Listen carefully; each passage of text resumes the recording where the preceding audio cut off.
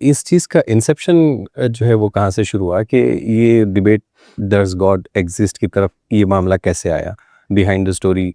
असल में आज से 3 महीने पहले जी। कोलकाता में उर्दू एकेडमी ने एक इवेंट कंडक्ट किया था, वो मुशायरा था। जी, जी, उसमें चीफ गेस्ट के तौर पे जनाब जावेद अख्तर साहब को बुलाया जा रहा था। जी।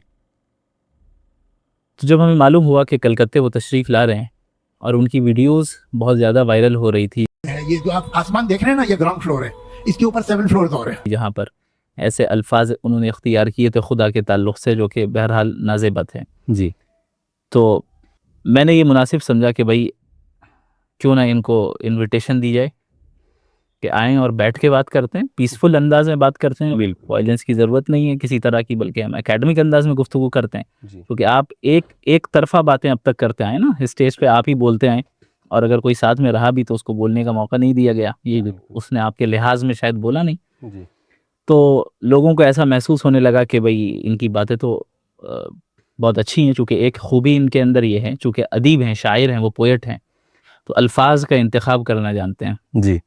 और कैसे एक मामूली सी चीज़ को बड़ा बनाकर दिखाना है और सामने वाले के इमोशंस को कैसे वर्गलाना है। वहाँ वो जो कल आपने कुछ मिसालें देखी होंगी गज़ा वगैरह की, जी, जी। ये दर हकीकत इसे कहते हैं इमोशनल आर्ग्यूमेंट, जहाँ समवन जो है सामने वाले के इमोशन को उभारना चाहता है ताकि लॉजिकल रीजनिंग ना देना पड़े, उस इमोशंस के ज़रिए अपने साइड में कर लें। ये एक लॉजिकल फेलसी है और यह एक हरबा है ये।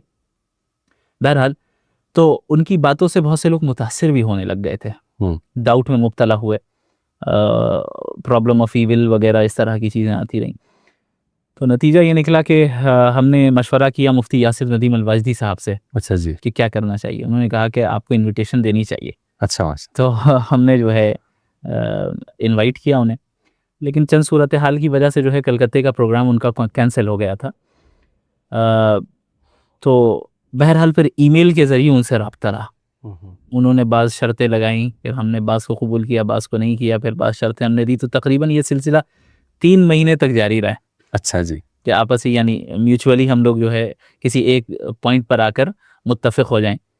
3 महीने तक जारी रहा, फिर जाकर ये तय हुआ कि अल्हम्दुलिल्लाह कि 20 दिसंबर को करना है। अच्छा। और फिर मॉडरेटर को लेके भी बहुत सारे वो खदशात भी थे जी। और बहुत सारी बहसें हुई। कई दिनों तक तो सिर्फ हम दोनों के दरमियान मॉडरेटर ही के ऊपर बात होती रही, नहीं ये होंगे, ये नहीं होंगे, होंगे तो क्या रोल होना चाहिए वगैरह वगैरह। क्योंकि मैं यही चाहता था कि इस तरह प्रोग्राम करके कोई फ़ायदा नहीं जो उमूमन होता आ रहा है, जहाँ पर आपको बोलने ना दिया जाए, जहाँ बायसनेस का मुज़ाहरा हो। लेकिन ये बड़ी खूबी है इनकी, सौरभ साहब की। सौरभ द्विवेदी। मैंने उनको कांटेक्ट भी किया कि बहुत अच्छा उन्होंने किए हैं मॉडरेशन, और किसी तरह का बायसनेस नहीं रहा। तो बहरहाल फिर जो होना था वो हुआ कल।